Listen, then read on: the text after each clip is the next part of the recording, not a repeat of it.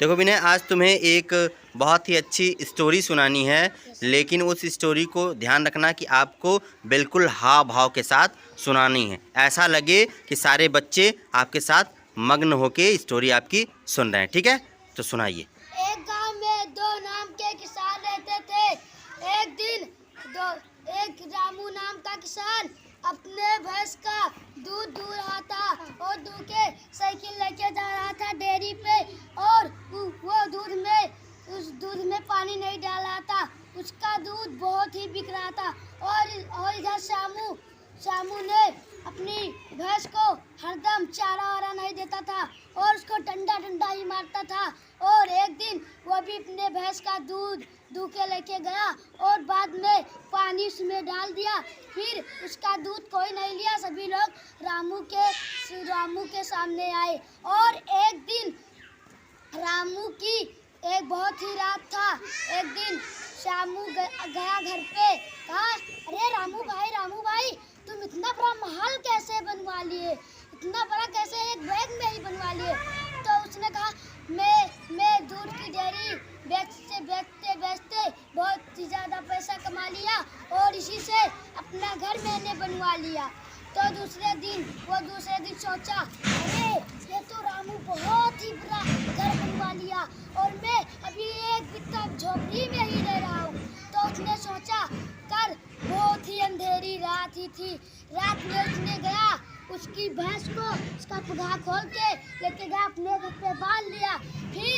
फिर भैंस को धोकर लेके गया डेयरी में पहुंचाने। तब बहुत ही अंधेरा हुआ था।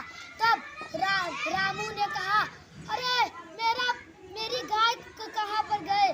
और वो सुबह ही जग गया, अपनी एक जंगल में गया गाय हेरने, लेकिन तब भी उस जंगल में गाय नहीं थी।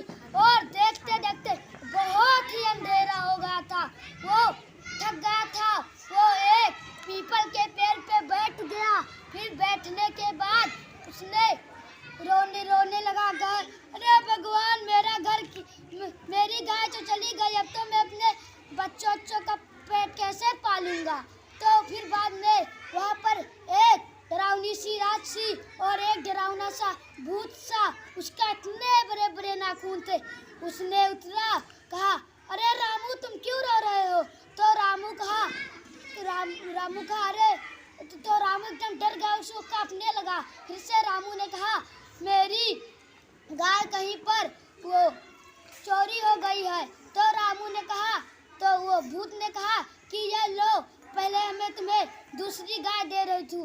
तो फिर रामू गाय को लेके गया, अपने घर कुटिया में बांध दिया। तब बाद में वो दूध दूहकर लेके जा रहा था डेयरी पे। तो 2-3 दिन ऐसे ही गुजरा। वो अपनी गाय से बेचने लगा और भूत और वो शामू अपने घर चला गया था, अपने मामा के घर। और एक दिन उसने देखा शामू घर सभी लोग सो रहे थे झोपड़ी में। तब एक बार भूत ने एक जादू मारा और वो दोनों हवा में उड़ गए और उनकी पत्नी को भैंस बना लिया। बाद में शामू ने माफी मांगी, अरे भूत भाई, मुझे माफ कर दो, फिर कभी नहीं चोरी करूँगा। तो फिर बाद में भूत ने उसे माफ कर दिया, उसका घर भी बरक का कर दिया और उसके पत्नी को भी ठीक कर दिया। और रामू अपने गाय को लेके चला गया। इस कहानी से हमें यह सीख मिलती है, हमें कभी भी चोरी नहीं करनी। बहुत बढ़िया, तालियां बजाओ। बहुत बढ़िया, बहुत ही सुंदर कहानी थी विनय आपकी।